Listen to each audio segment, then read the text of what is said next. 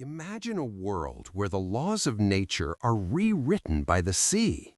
Thousands of years ago, during the fluctuating tides of the Pleistocene, the Mediterranean was not just a sea, but a gateway. When the ice caps swelled and the water retreated, land bridges emerged, connecting the mainland of Europe to the islands of Sicily and Malta. Across these bridges walked the giants of the age, the straight-tusked elephant, Palaeoloxodon. These were titans, standing over 4 meters tall and weighing more than 12 tons. But the ice melted, the bridges sank, and the giants were trapped. This is where the law of isolation begins. On an island, resources are finite. A 12-ton elephant cannot survive on a small patch of land. It simply eats too much. Evolution responded with a radical solution: insular dwarfism. Over generations, the elephants shrank. They became Paleoloxodon falconeri, a creature no taller than a human child. Yet as the elephants grew smaller to survive the scarcity, something else began to happen. The birds, usually small and flight-bound, looked at the empty niches left by the shrinking mammals and began to grow. A pond. This was a biological tank. In the absence of large mammalian herbivores, the swan abandoned the sky. Flight is energetically expensive, and on an island with no predators to fly away from, those calories were better spent on size. Standing over a meter tall and stretching 2 meters from beak to tail, the giant swan was a marvel of biomechanics. Its legs became thick and heavy, designed for walking miles across the rocky scrubland of Sicily. Its wings, once meant for the clouds, became vestigial, mere ornaments or tools for balance.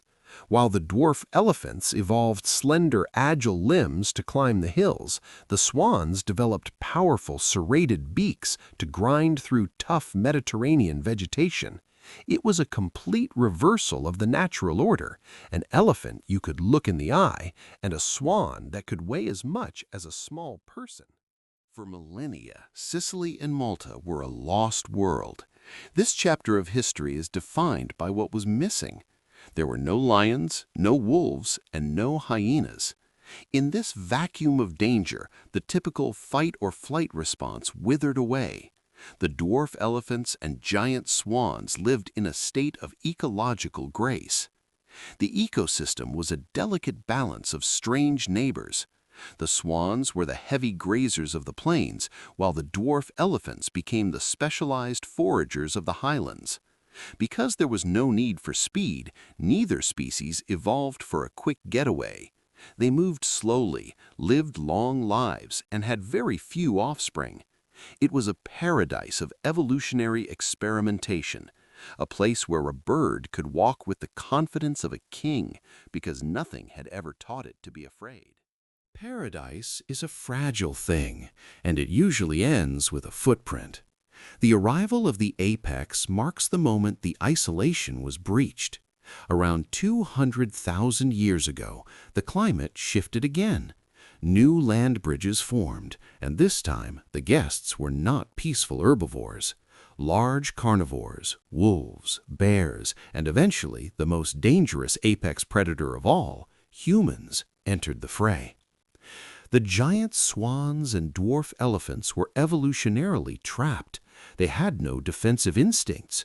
To a human hunter or a prowling wolf, a flightless bird the size of a pony and a miniature elephant that didn't know to run were easy targets. Habitat loss, combined with the introduction of mainland competitors, squeezed the island specialists. Their slow reproductive cycles meant they could not replace their numbers fast enough. One by one, the giants of the bird world and the tiny kings of the elephant world vanished into the soil.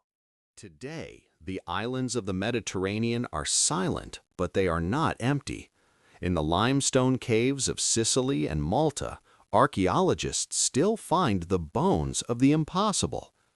We find elephant skulls with a large central nasal cavity, a hole that ancient Greeks likely mistook for a single eye socket, giving birth to the legend of the Cyclops. The story of the land where birds outgrew elephants is a haunting reminder of how life adapts to its boundaries. It teaches us about the island rule and the fragility of specialized evolution. As we look at modern island species today, many of which are facing their own arrival of the apex, the echoes of the giant swan and the dwarf elephant serve as a cautionary tale. They remind us that while nature can create wonders in isolation, those wonders are often the first to fall when the world comes knocking at the door.